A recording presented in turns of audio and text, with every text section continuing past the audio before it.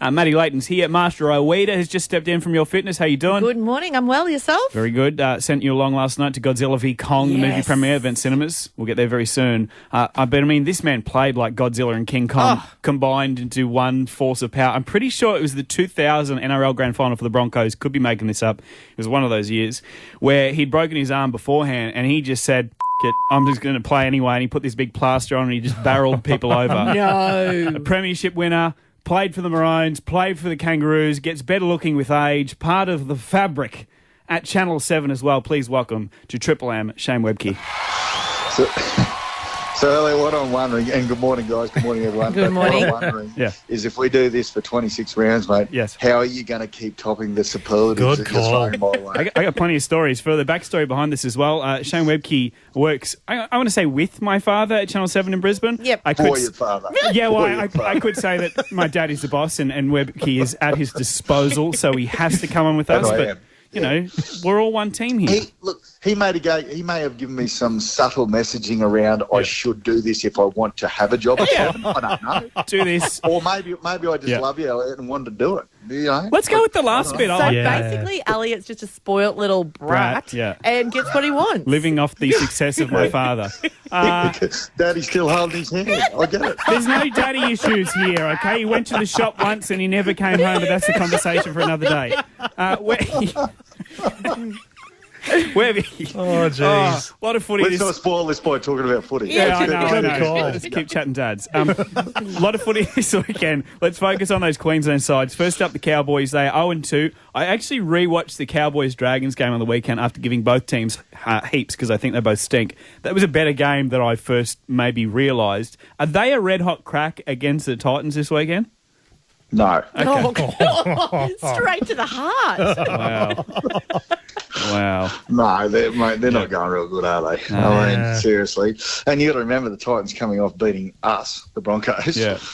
They're feeling pretty good. And I know it's a Cowboys home game, but I don't feel real great about it. No Tamalolo. Yeah. Kyle Felt, who displayed what I never thought a winger could, and that is he can tackle. Yeah. Was that rough? Because he got rubbed out for, 2 or 3 weeks for that tackle? I think it's a couple of weeks, but I think it was. Yeah. I mean, I realise that, what we can't have in our game is people getting tipped on their heads with the potential for spinal injury. I understand that, but I don't think that was in that category. I think it was like a textbook tackle, if you like. And they're going to start rubbing that out. We'll become AFL. So anyway. Wow. You're really digging in today. It's good. That's why we like the man. Broncos, a lot of Broncos fans in far north Queensland are asking the question of, hang on, Kevy, we love you, but we're 0-2. You've made no changes to the side that we can see, but Tommy Dearden is in that extended squad of 19. He'll play, won't he? Yeah, I can see no other course of action for Kevy to take because, and the real problem here is Milford. Yeah.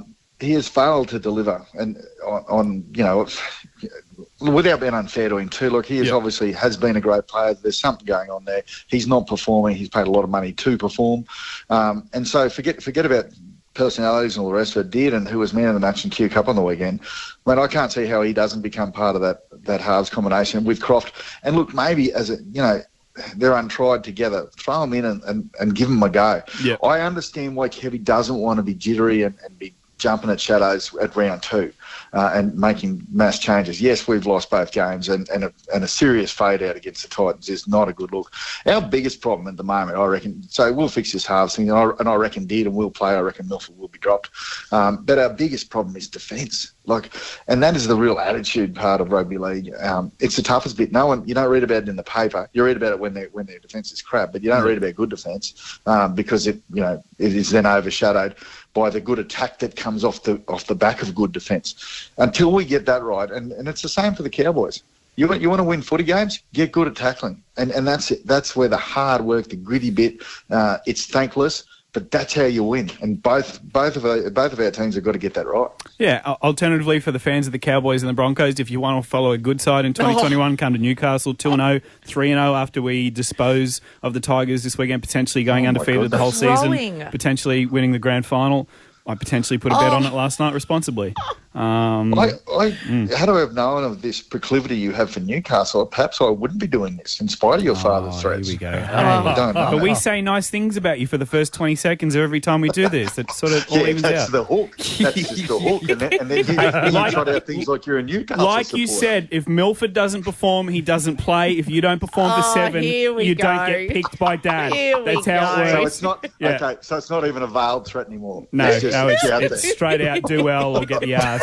Shane Webke, always a pleasure, my brother. We appreciate you. I can't wait till next week. I really can't. That's it, pal.